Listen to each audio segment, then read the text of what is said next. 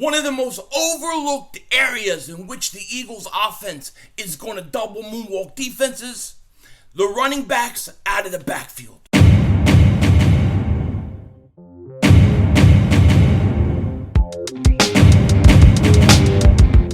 Dallas still stinks. Yo, by the way, King Dingbat here, and I hope everybody's having a great day. Hope you guys are doing well. Hope you're hanging in there. So the Eagles held their final OTA of the season, okay? We ain't gonna see the Eagles until training camp, okay? But I gotta tell you, this team, this offense specifically today we're talking, it excites me. It excites the hell out of me like nothing else. Pause, but you know what I'm saying? Seriously, because this offense is loaded with weapons. They have a great offensive line, and they're going to be able to score from anywhere on the field, okay? And one of the most overlooked areas in which I think they're going to be really good is the running backs out of the backfield in the receiving game. Now, we're going to get into it in a second, but before we do, if you guys are new to the channel, make sure that you like. More importantly, make sure to subscribe for Eagles daily content, NFL daily content. You're not going to want to miss it. It's going to be one fun season, man. It's been probably the greatest off season that I've ever had on YouTube, personally. And then I can't think of a better off season for the Eagles since 2004. It's just been fantastic. So make sure you subscribe. You don't want to miss anything. And if you've been subscribed for a while, just double check. Double moonwalk check. Make sure you're still subscribed. YouTube acts goofy and sometimes they unsubscribe people. I don't know why. I'm just a talker. You know what I mean? But anyways, the Eagles had their final OTA practice today. It was open to the public. And, personally, I gotta say this. I feel like the Eagles are not having enough OTAs. They're not having any mandatory minicamp. These are all voluntary, okay? And that's why A.J. Brown, Devontae Smith, Jalen Reagor, not at practice today. But like I said, it's voluntary practice. And Elliott Shore-Parks is right here because he says, looks like no A.J. Brown, Devontae Smith, or Jalen Reagor at practice today. Voluntary practices, but a bit of a buzzkill for team drills. Yeah, and it's true. I mean, we heard so many great things about how A.J. Brown and Devontae Smith, especially the way Devontae Smith was just standing out. You want to see more, but, it is what it is. The Eagles, though, they don't have any more mini camps, no more OTAs, nothing until training camp starts July 26th. That's a long time. That's a long time between. I personally wish they would have had more, maybe a mandatory mini camp, maybe some more OTAs. I think you're allowed to have up to 11. The Eagles are only choosing 6, and I get it. They don't want to be injured. They don't want anything to happen. They don't want to risk anything. But I just feel like some of these young guys need it. They need to go out there, and they need the extra reps. It can't hurt, So I wish they would have done more. But it is what it is. And one guy who was there at the wide receiver position was Zac Pascal. And a lot of people were talking about, decent size. 6'2", 215 pounds. Zac Pascal's a big body. The Eagles' tallest receiver at 6'2", 215 pounds. Pascal, to me, is the guy that replaces J.J. Arcega-Whiteside. I can't imagine him being the number 3 wide receiver. I guess we're going to have a battle in camp between Quez Watkins and Zac Pascal. But I think Quez has got to win that, Elliott Shore-Parks says, Zac Pascal looks faster in person than I expected. That number 3 is looking good on him, too. He's wearing number 3, I assume. But, to me, it's going to be very interesting how the Eagles go about with their wide receiver depth charts. It really is. I'm sorry, I just had a phone call. They always call when I'm filming, Always when I'm filming. They said, hello, Mr. Denzel Washingtino. We didn't know you lived in the neighborhood. Would you like to come and make an appearance at City Hall and meet some people and some dignitaries? I said, I'm not Denzel Washington. I look like him, but I'm not him. It happens all the time. Anyways, as I was saying, the Eagles' depth chart, okay? It's going to be interesting how it falls out. I think, of course, you have A.J. Brown, Devontae Smith, but there are some people that believe that that Zac Pascal is in line to be the number 3 wide receiver. I feel like it's got to be Quez Watkins, but let's say you have Quez as the number 3 and you have Pascal as the number 4 wide receiver. Who's the 5th? Is Reagor going to make this team? Is he going to make this team? And if he does make this team, are the Eagles comfortable paying him the kind of money that they pay him and making him 5th on the depth chart? I just have to wonder if they'll do it. Or will they say, nah, he's the 3rd wide receiver, and then try to force him, try to force the ball to him, try to get him involved, and basically, in my opinion, waste too much time worrying about him and not enough about everybody else. So that it's going to be very interesting. And as always, this whole thing goes as Jalen Hurts is going to go.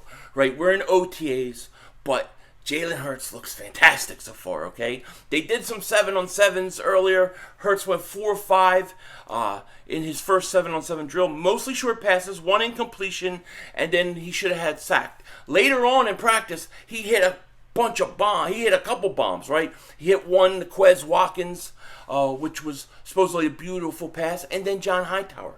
John Hightower caught a bomb. The one thing we know about John Hightower, he has explosion. He can get open deep. Doesn't track a ball very well, but he can get open.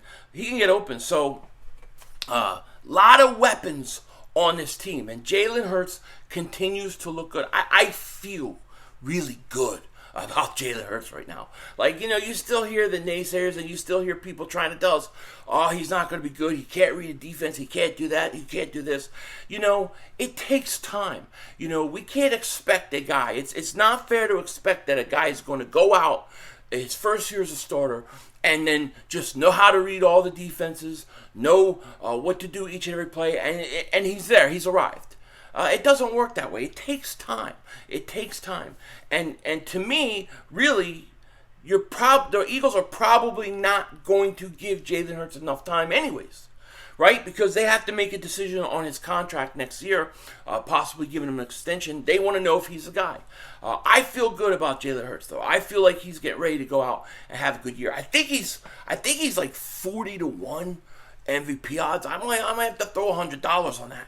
You never know. With the weapons he has. If Jalen Hurts was to take the step that Carson Wentz took from years 1 to 2, if he was able to take that this year, he wins the MVP. He wins it easily, okay? This team has a plethora, and I mean plethora, of weapons, okay? You have the receivers, you have a great offensive line, you have a good tight end. You got a lot of weapons, and they should be able to score points, man. They definitely should. And I'm going to say this.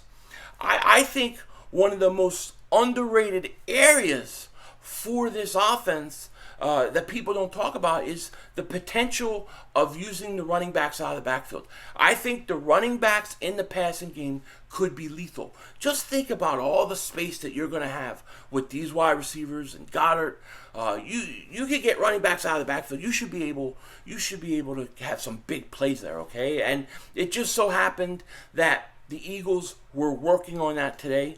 They were out there throwing to the running backs, working on it, and I think that's a big deal. Okay, there are guys on this team. There are running backs that can catch the ball. Okay, even Miles Sanders. We forget Miles Sanders in his rookie year. He caught a lot of balls out of the backfield. He definitely did. What was that noise? Did you guys hear something? That was weird.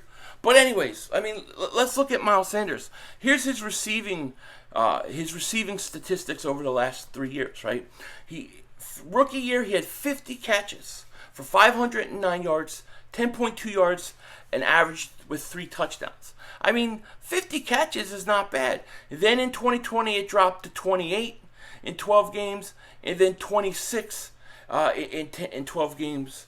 And then you have. Well, let me finish up with Miles. Miles has the ability, I believe, to go out there and get 50, 60 catches. I think it's very possible that he can do that, okay? So I think Miles out of the backfield would be great. Not only him, you have Professor Kenneth Gainwell. Gainwell in his rookie year, he had 33 catches for 253 yards, 7.7 yards, a catch, and 1 touchdown. So here's another guy in his rookie year had 33 catches. Miles had 50. That's over 80 catches between the two of them. Now, you're not going to have 80 catches between the two of them, I don't think.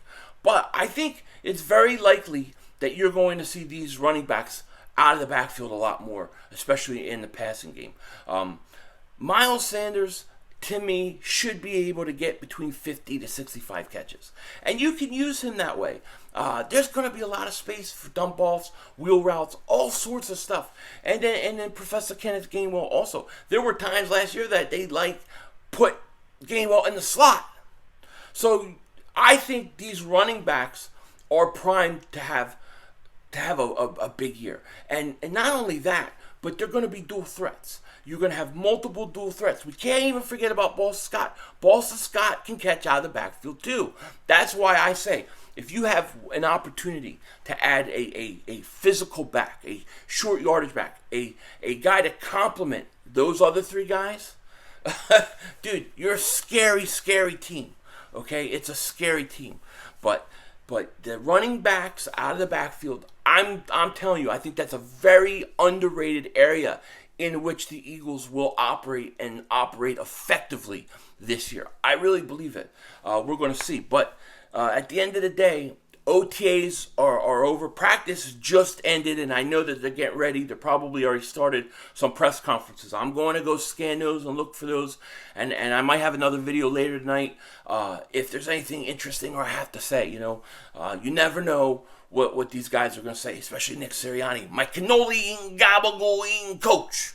You know what I'm saying? So OTAs are over. I'm very excited about this team, where they stand, and I think that when you look at this team and you look at this offense and you look at all the talent they have, to be able to utilize the running backs properly, not just in the running game but also in the passing game, I think it makes it very hard for defenses to function.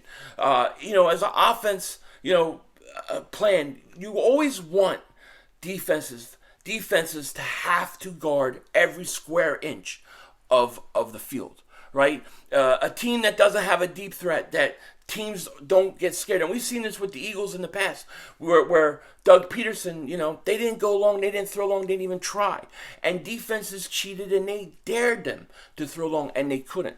But when you force a defense to have to play the entire field and have to guard it, it's a pain in the butt for them. It's a pain in the butt for them. So big advantage for the Eagles. And I think if everything goes as I think it's going to go, I don't see why the Eagles can't be averaging close to 30 points a game. I'm serious. 30 points a game. Let me know what you guys think in the comment section. And like I said, if you haven't, make sure to subscribe. Really appreciate it. Thank you for all the support. With that said, take care. Talk to you later, of course. Don't be a dingbat. It's how we vision. We're all just living in it.